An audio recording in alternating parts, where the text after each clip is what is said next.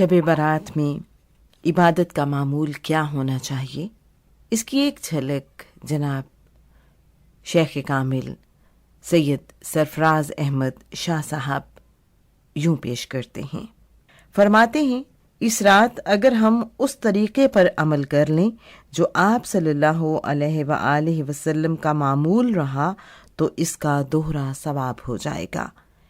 ایک تو سنت کی پیروی ہو جائے گی اور دوسرا اللہ کی بے پایاں رحمت بھی حاصل ہو جائے گی۔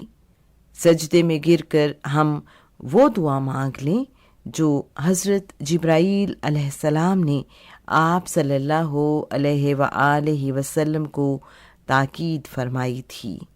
اس دعا کا ترجمہ کچھ یوں ہے: اے اللہ، میں تیری ناراضگی سے، تیری رضا اور تیری سزا سے تیری معافی کی پناہ چاہتا ہوں۔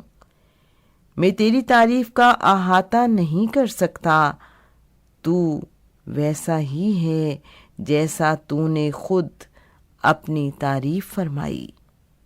مزید جناب سید سرفراز احمد شاہ صاحب اس حوالے سے فرماتے ہیں کہ اس رات ہم نوافل ادا کریں اور اس کے بعد اللہ سے دعا کریں۔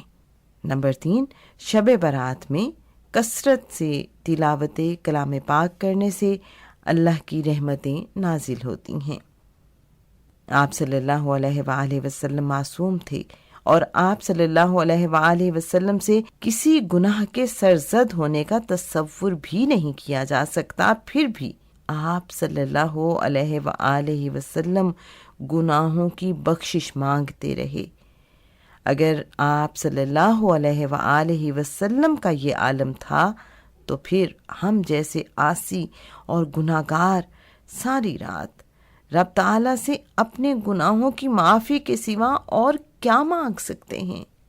ایک شب برات لوگوں نے دیکھا کہ جناب حضرت حسن بصری رحمۃ اللہ علیہ رات بھر عبادت کے بعد صبح اس حالت میں حجرے سے باہر نکلے کہ گویا مردے کو قبر سے نکالا گیا ہو۔ لوگوں نے پوچھا، آپ کو کیا ہو گیا کہ آپ کی حالت مردوں کی سی ہے؟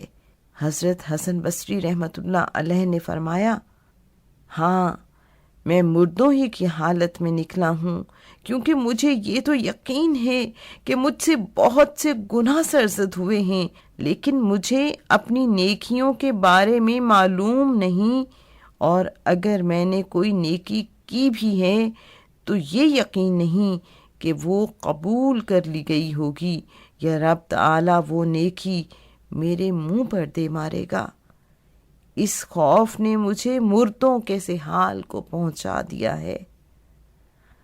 حوالہ کتاب کہف فقیر، پیج نمبر 88 and 89۔